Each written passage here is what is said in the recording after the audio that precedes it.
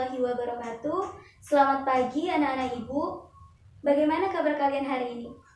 Alhamdulillah semuanya baik. Kira-kira pada pagi hari ini siapa yang tidak hadir?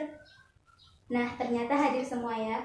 Baik, kita lanjut materi kita minggu ini. Nah, kita akan membahas mengenai akulturasi dan pembaruan ataupun asimilasi. Kira-kira ada yang tahu tidak apa itu akulturasi?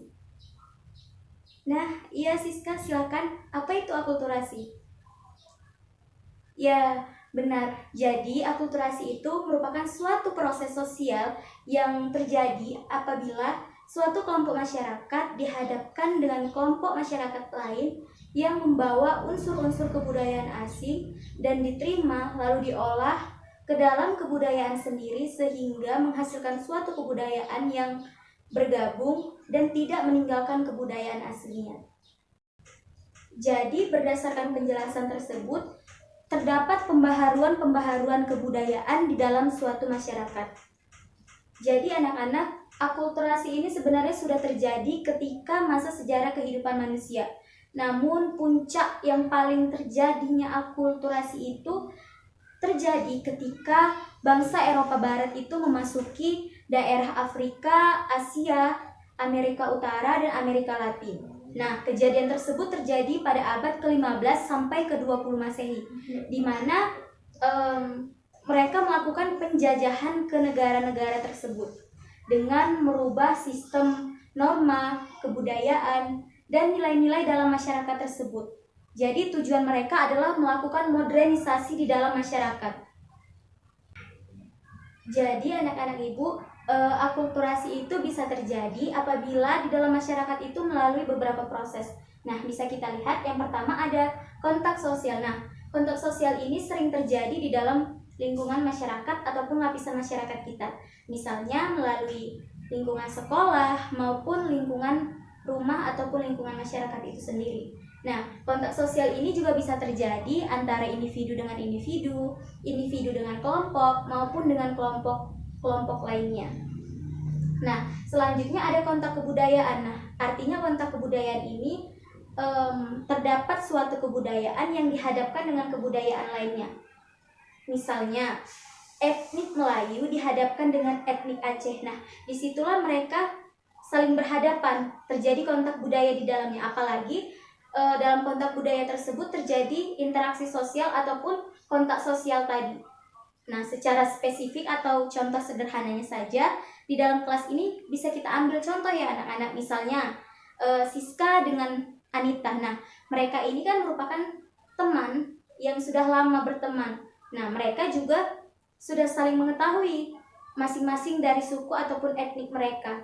Jadi secara tidak sengaja ataupun tidak sadar, mereka sudah melakukan akulturasi di dalamnya. Apalagi jika terjadi pembaharuan di dalam kebudayaan mereka karena akibat pertemanan tersebut. Nah, itu bisa disebut dengan kontak budaya. Selanjutnya ada asimilasi. Nah, kira-kira asimilasi itu apa ya anak-anak? Ada yang tahu? Ayo silakan berdiri. Nah, benar ya. Jadi asimilasi itu lawan kata dari akulturasi. Asimilasi ini merupakan suatu proses pembaharuan kebudayaan di dalam masyarakat dengan meninggalkan kebudayaan yang lama dan menciptakan kebudayaan yang baru. Jadi dalam penjelasan ini berarti ada kebudayaan yang ditinggalkan dan ada kebudayaan baru yang datang untuk diterapkan di dalam masyarakat. Nah, salah satu contohnya adalah di bidang fashion. Pada saat ini kita bisa melihat ya anak-anak, banyak sekali pembaruan di bidang fashion yang berarah ke barat-baratan sehingga hal tersebut bisa disebut sebagai asimilasi di dalam masyarakat. Nah, asimilasi tersebut bisa terjadi apabila suatu kelompok masyarakat dihadapkan dengan kelompok masyarakat yang memiliki kebudayaan yang berbeda. Namun, masyarakat tersebut tidak dapat mengontrol kebudayaan yang masuk ke dalam kelompok mereka. Jadi, timbullah asimilasi tadi. Yang kedua, adanya hubungan yang bersifat intensif di dalam masyarakat dan berlangsung dalam waktu yang lama. Nah, Ibu ambil contoh nih ya, misalnya Rio melakukan studi ke luar negeri ataupun ke Eropa. Pasti dalam studinya tersebut memerlukan waktu yang cukup lama kan anak-anak. Misalnya saja seperti kuliah. Nanti itu berkisar 4 tahun, maka Rio menetap di negara orang lain.